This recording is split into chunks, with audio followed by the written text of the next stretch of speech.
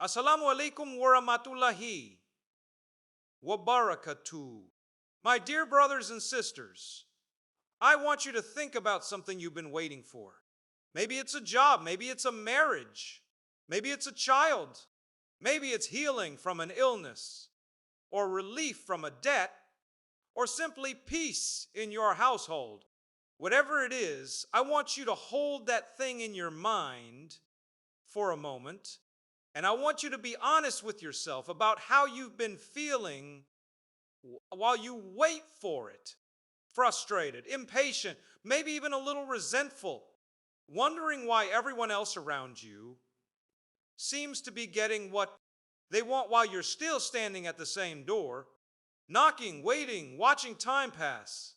If that's you today, I want you to listen carefully because what I'm about to share might completely change the way you see this waiting period in your life. Now, the first thing I want you to understand deeply is this. A delay is not a no. So many of us treat delay as if it's rejection. We assume that because something hasn't come yet, it isn't coming at all, or worse, that we don't deserve it. But think about your own life for a moment. Think about something you desperately wanted years ago that never came, and then think about where you are now. For many of you, you'll realize that thing not coming was actually a mercy. You just couldn't see it at the time.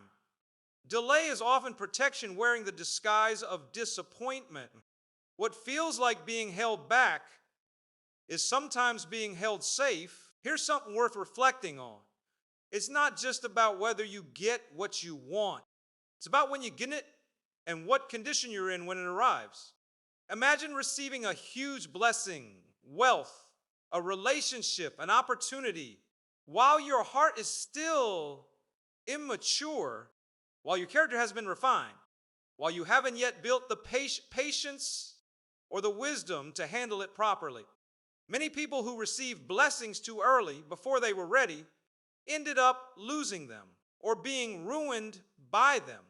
Allah's delay is often Him preparing you, not punishing you. He is shaping your character while you wait. He is building your patience, your humility, your reliance on Him, so that when the blessing finally comes, you are actually capable of carrying it without it destroying you. But there's something waiting does to a person that instant gratification never can. Waiting reveals your character. It shows you how you behave when things don't go your way immediately. Do you turn toward your Creator, or do you turn away in bitterness? Do you keep striving with good intentions, or do you give up and take shortcuts that compromise your values?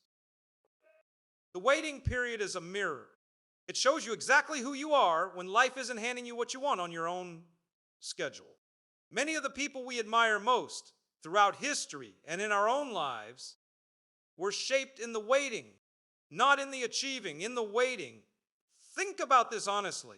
When everything in your life comes easily and immediately, how often do you turn to your Creator in genuine, desperate, heartfelt prayer?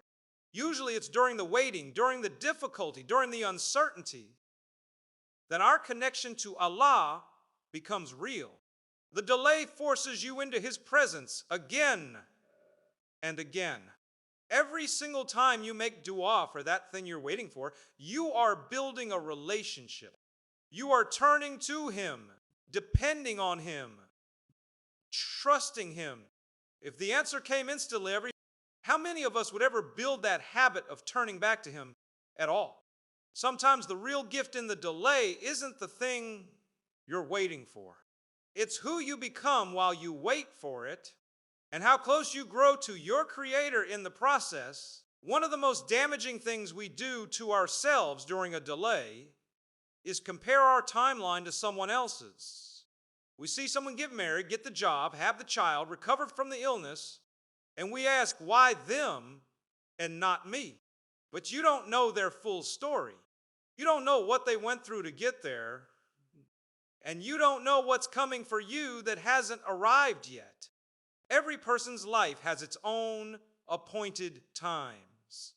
Comparing your chapter 3 to someone else's chapter 12 will only poison your patience and blind you to your own progress. Stay in your own lane.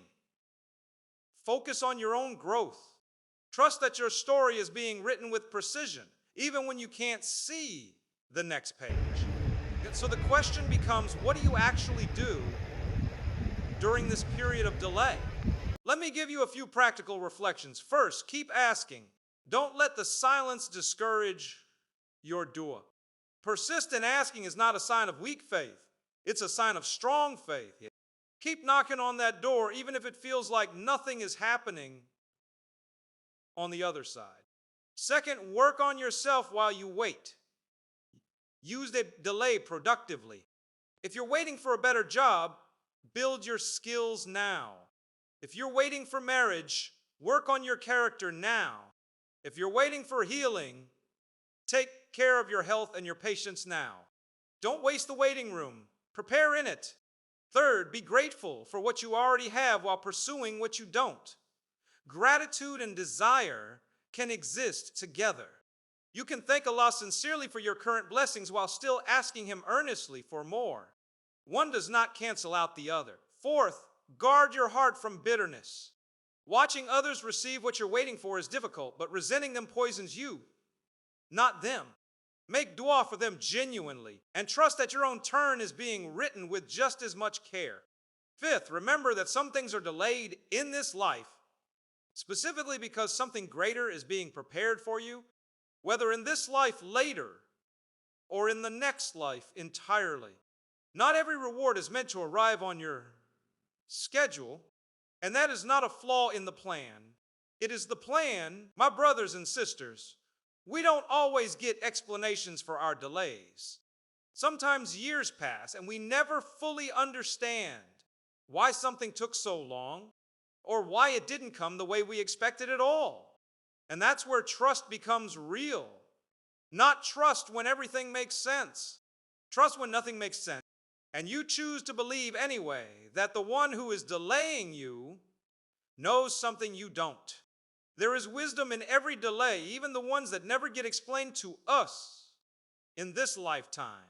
Our job is not to understand every detail. Our job is to keep our hearts soft, keep our efforts consistent, and keep our trust intact while the plan unfolds in its own time.